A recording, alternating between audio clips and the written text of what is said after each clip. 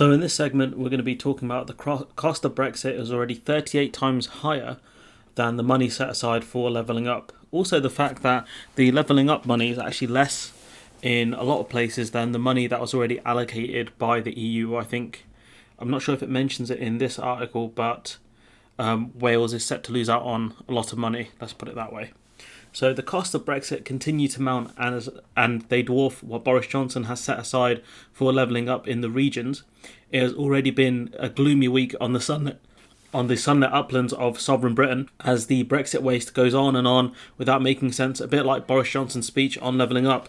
Boris Johnson, talked a load of rubbish about levelling up. He did a whole speech on it, and the main issue was that he was meant to meet the England football team, but then the England football team, by the sounds of it, declined the invitation. So he's like, oh no, I rejected them because I wanted to do a speech on levelling up, and we will level up like how Super Mario, when he eats the mushrooms, he goes taller, just like our country will. So speaking of which, the cost of Johnson's mission to level down the UK standing like that, like when Mario gets hit by Bowser. Johnson's mission to level down the UK standing around the world turn out to dwarf what he's proposing to give to less privileged areas of the country. Let's not forget here that Robert Jenrick, a guy whose constituency is doing very well, it's a wealthy constituency, was allocated this level up money despite the fact that it doesn't need it and other areas are more in need of it. Well, 4.8 billion has been allocated by the government to the new levelling up fund. Some 12 billion has gone to departments and devolved authorities to help them get their heads around the logistics of being out of the EU. So it's a lot of money gone just to help departments deal with the the new bureaucracy because of Brexit. Vote for Brexit, get in more red tape. Add to that the estimated 40 billion lost in trade with Europe since we left the single market at the end of January, and the 130 billion wasted on Brexit from 2016 to 2020, and Johnson's big first idea is sucking up more than 38 times the amount being spent on his second, infinitely better one. So you can see here that according to the New European, which you always have to be slightly skeptical about numbers from these sort of places, because there are like other websites that do really good fact checking. Take their word for it. 38 times. The Level Up Fund would have been a lot better had we remained in the EU and kept that money. Not to forget that our divorce bill was quite high, sort of the breakup from, the separation from the EU. So that's money we could have also used for some of these Level Up funds. But, we move and we're stuck in this situation.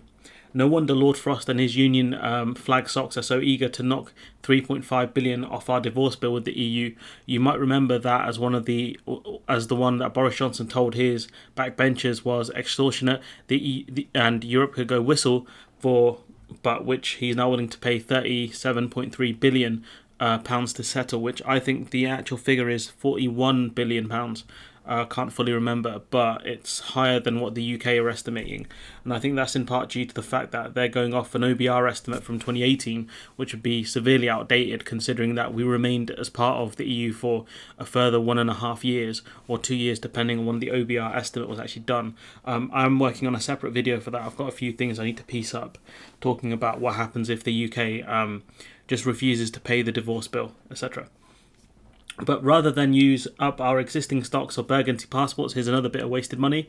Before switching to the blue ones, the government decided the new colour must come in last March, and the supplies of old-style passports were destroyed. That exercise in Brexit boneheadedness cost the taxpayer 8.6 million. So when they talk about the fact that they don't have money to pay nurses and money for public sector and stuff like that, why are they wasting money on these passports? I don't get it. Desperate for those Brexit optics wins when they've wasted a ton of passports now. Johnson's Brexit plane repainted in a Union flag at a cost of £900,000 and supposed to boost trade around the world, which, let's see it then, because that boat is going to cost about 250 million, which is another video I'm working on. So they're wasting a lot of money on these optics wins. You're talking 30, maybe 40 million pounds. That money could be invested elsewhere, but hey ho, here we are. We've got a government that's desperate to look for optics wins instead of doing what is in the best interests of the public. Then there's the £200 million yacht. That's 250 million from what updated articles I can see. The cost of which Cabinet Office Secretary Gove, Trade Secretary Truss, and Ben Wallace are all adamant will not come from their budgets because if it's paid by the defence budget, then we won't fall foul of WTO rules potentially if they argue that the boat is built for national defence. But the defence budget isn't as high as Ben Wallace would want it to be, of course.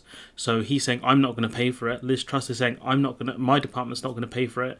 And Michael Gove, which he's just a general cabinet office guy, like he has no actual role, is saying he's not going to pay for it, which he doesn't have a department. So I don't know what that's about. So yeah.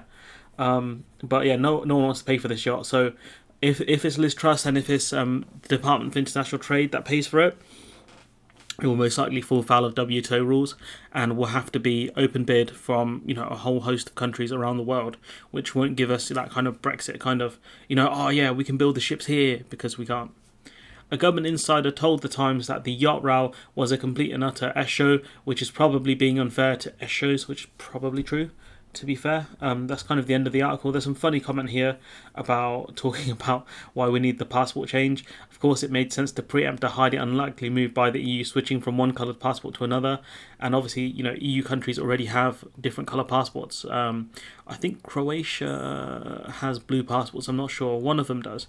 So yeah, you can see here that we wasted a lot of money. And this, Theresa May pulled the same move where she tried to promise a load of constituencies money. Pork barrel politics, this was called. And to be fair, this is the same. This is pork barrel politics, where you kind of bribe people to kind of vote in a certain way. This money that is going to certain regions is far less than what the EU allocated to them. We already spoke about Cornwall, who are getting, I think, 5% of what the EU gave to them in previous years, because now that money's being shared out to other constituencies. Let's not forget that the EU doesn't have to win. The EU doesn't really have an election to win. So when the EU gives out money to, areas, it's generally because they are very impoverished. And it's regardless of how they vote. They could vote for Nigel Farage in the EU elections. They'll still give them the money. But when it comes to British politics, these parties have to win. So if it comes to deciding between a very, very poor Labour constituency and maybe a wealthier, maybe more middle-class Tory constituency, they'll give that money to the Tory constituency. Why? Because they want to hang on to that seat. When that MP goes to the ballot box again, they want to say that, look, thanks to me, we got this money, etc. And that's the problem here, that the UK is already wasting so much money because of the divorce settlement, and these level up funds just aren't going to do it. And the thing is, Boris Johnson promised this stuff before COVID. Now that's even less likely to happen. So these areas are going to be far worse off now, and especially since some of these people voted Tory as well. People in Hartlepool who moaned about their A&E and stuff being closed. Well, got news for you, dog. That wasn't Labour who closed it. But anyways, I'm going to leave it there. What we can see is a massive waste of taxpayers' money. I'm getting really bored of when Tories say, how are you going to pay for it? How are you going to pay for it? It's like, how are you going to pay for Brexit? How are you going to pay for this level up fund, which is not enough? Anyways, I'm going to leave it there. How are you going to pay for all the mistakes that you guys have made during the pandemic? I'm going to leave it there. Thanks to patrons. Like, comment, share, subscribe. Support the channel on Patreon if you can. And I'll catch you in the next one.